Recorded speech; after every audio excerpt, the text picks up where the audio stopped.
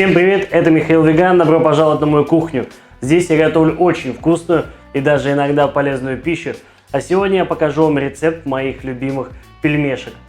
Пельмени бывают различных видов, очень много начин, которые можно туда использовать. Можно готовить из нута, из тофу и шпината, из фасоли. Но я покажу вам то, что я люблю больше всего. На мой взгляд, получилось вот у меня один раз удачную начинку сделать. Вот ее я использую. Больше мне особо ничего не надо. Есть проверенный надежный рецепт.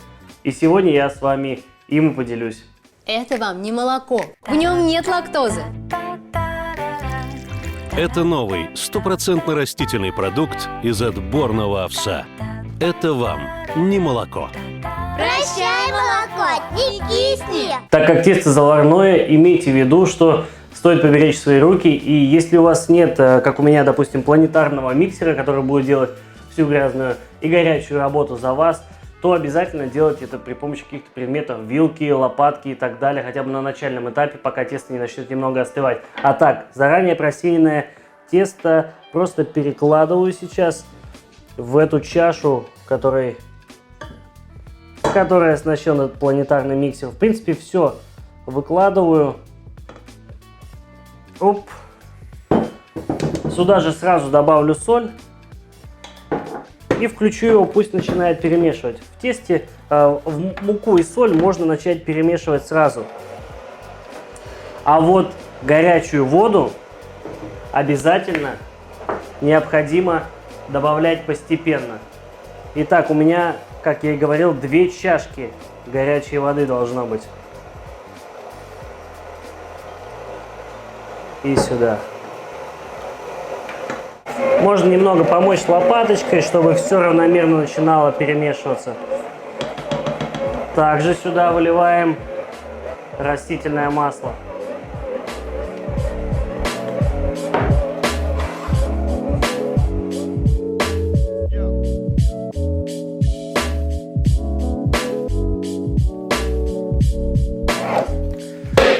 Техника хоть и полезна, но она, конечно же, несовершенна. И тесто всегда любит руки, всегда любит, когда с ним работают. И тогда оно получается таким, как нужно.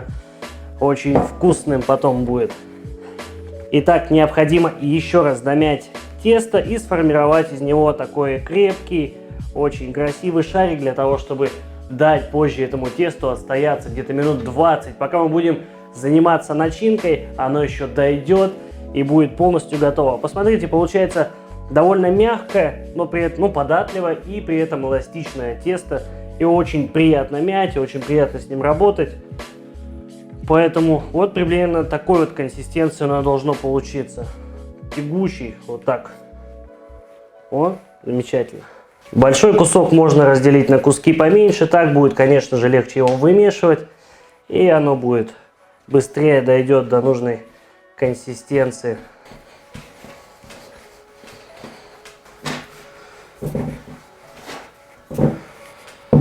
На 4 равные кусочка я тесто разделил и теперь оставлю его где-то на 20-30 минут, пока буду заниматься начинкой.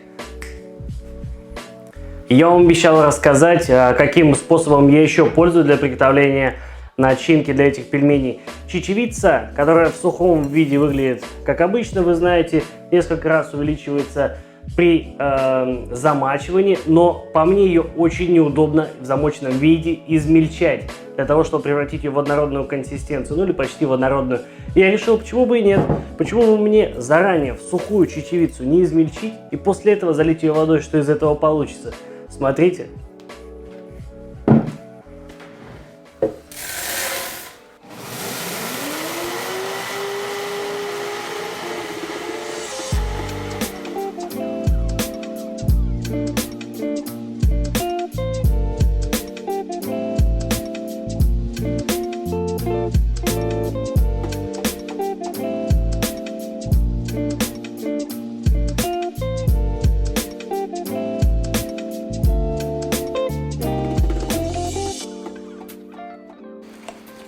Как вам такой вариант приготовления чечевицы? На мой взгляд, он гораздо ускоряет процесс приготовления чечевицы, очень быстренько набухает. Конечно же, дайте ей хотя бы еще полчасика напитаться водой. Но вам не придется очень много времени терять и ожидать, пока же она набухнет, плюс потом мучиться с ее измельчением. Или если у вас есть хороший мощный блендер, очень рекомендую попробовать этот способ приготовления. Итак, у меня появилось 450 грамм заранее измельченной и замоченной в воде чечевицы. Сейчас я приступлю к приготовлению фарша, самого вкусного, что есть в пельменях. Но пока рано смешивать чечевицу и рис, для начала необходимо подготовить лук. У меня здесь где-то полкилограмма лука репчатого, который необходимо очень и очень меленько нарезать. Итак, берем 2 эти луковицы и начинаем поочередно нарезать. Очень важно, чтобы кубики были как можно мельче. Как только они готовы, начнем их обжаривать. Тогда лук станет еще мягче, тогда его аромат не будет таким резким, но при этом даже после обжарки он добавит сочности в нашем фарше. Также в этот уже обжаренный лук необходимо выдавить, конечно же, наш чеснок. Один за другим зубчиком выдавливаем и обжариваем все это вместе. Пока это доходит до состояния прозрачности на среднем огне, займемся специями, их тоже необходимо измельчить.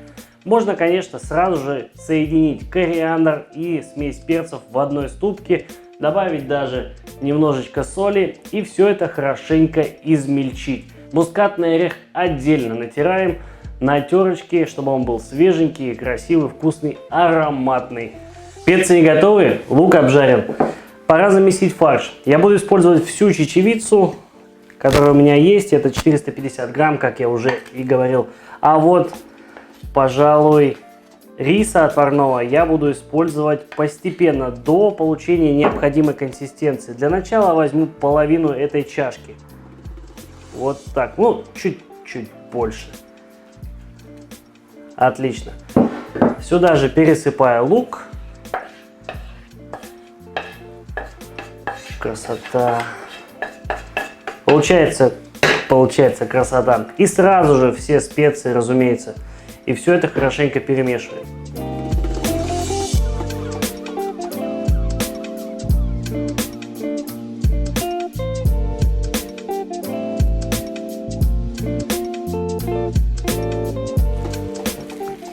Получается просто великолепная начинка. Рис придает всей этой смеси необходимую липкость, связывает все компоненты воедино. И из такой смеси хоть котлеты, хоть пельмени, все что угодно можно делать, и это будет очень вкусно. Сейчас обязательно проверьте, всего ли вам хватает. Соль, перец, другие специи. Если же чего-то мало, добавьте обязательно на свой собственный вкус. Главное, чтобы получилась вот такая не жидкая, не очень твердая масса, а такая мягкая и очень податливая. Самое время заняться подготовкой теста для пельменей. И будем выкладывать нашу начинку. Вот такую специальную форму мы будем использовать для лепки пельменей. Соответственно, необходимо раскатать тесто от приблизительно такого диаметра, может быть чуть больше, с небольшим запасом и толщиной приблизительно 1 мм, может быть даже чуть меньше. Все, можем приступать. Немного муки на стол для раскатки, выкладываем кусочек теста и начинаем его скалочкой хорошенько раскатывать со всех сторон, постоянно переворачивая, придавая ему более-менее круглую форму. Здесь у меня как-то на круг не очень похоже. Надавливаю на один край скалки чуть больше, и получается вот этот как бы край он немного растягивает, что ли, тесто, получается оно более круглым, вот таким образом. Видите? Для приготовления пельменей в такой форме нам необходимо 2 листа теста. Одно на самом деле даже чуть побольше, потому что будет утапливаться тесто с начинкой вот в эти вот небольшие ячейки, которые здесь находятся, видите? Поэтому нужно с запасом, оно будет немного растягиваться. Второе приблизительно такого же диаметра, но либо даже там совсем с небольшим запасом. Оно как одеяльце сверху будет накрывать начинку. Теперь что мы делаем? Теперь берем нашу начинку и при помощи небольшой маленькой чайной ложечки формируем шарик, ту самую начинку, которая будет у нас находиться в пельменях. И заранее чуть утопленное местечко начинаем выкладывать аккуратно, нежно, с полной любовью. к нашим будущим пельменям.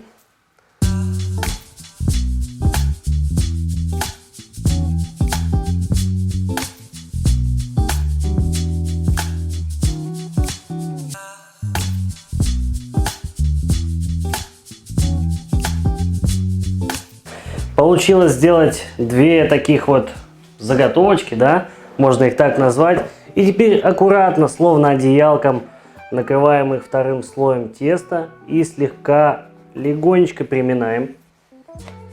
Все, отлично. Главное убедиться, что они полностью закрывают. Теперь будем пользоваться скалкой и очень равномерно, аккуратно начинаем раскатывать это тесто. В итоге необходимо увеличивать силу раскатывания для того, чтобы пельмешки эти под гнетом этой скалочки просто провалились на дно формы. Сейчас покажу, как это выглядит.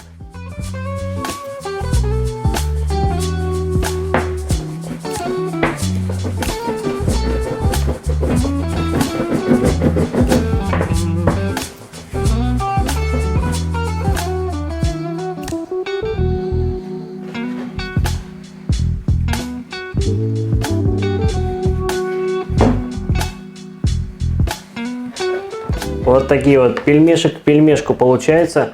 И я хочу обратить внимание вот на этот вот немножко порванный пельмешек. Тесто такое шикарное, что даже при варке оно не развалится. Мы потом его с вами найдем и проверим, что с ним случилось. Пока займемся остальными. Вообще лепить пельмешки в одиночку — это практически героическое занятие.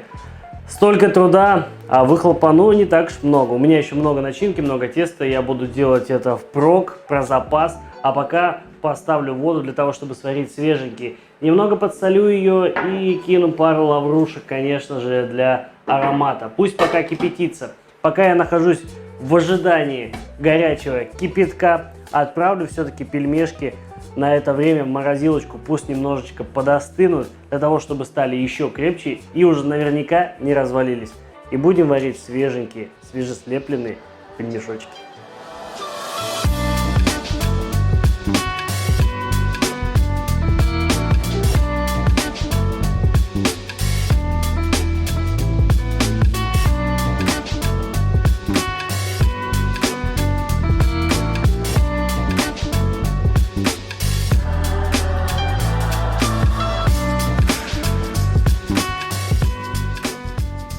Получается просто шикарные пельмени. Честно скажу, это лучшее и самое вкусное из того, что я ел. Разные начинки пробовал, разное тесто, но обратите внимание, как я и говорил, благодаря такому тесту, даже пельмешек, который порвался, он сохранил свою форму при варке. Купите любые другие магазинные пельмени, естественно, веганские, и скорее всего они у вас развалятся. Я знаю, я пробовал, и они разваливаются даже не поврежденные. А с этим тестом все получается шикарно. Начинка вкусная, сочная. Ребята, просто пробуйте этот рецепт, и он вам обязательно понравится. Зовите друзей в гости, будете вместе лепить и вместе этим наслаждаться. Если понравилось, ставьте лайк, подписывайтесь на канал, расскажите об этом видео своим друзьям. Подписывайтесь на мой телеграм, инстаграм и группу ВКонтакте. И всем до новых встреч. Пока. С матиком. Офигенно.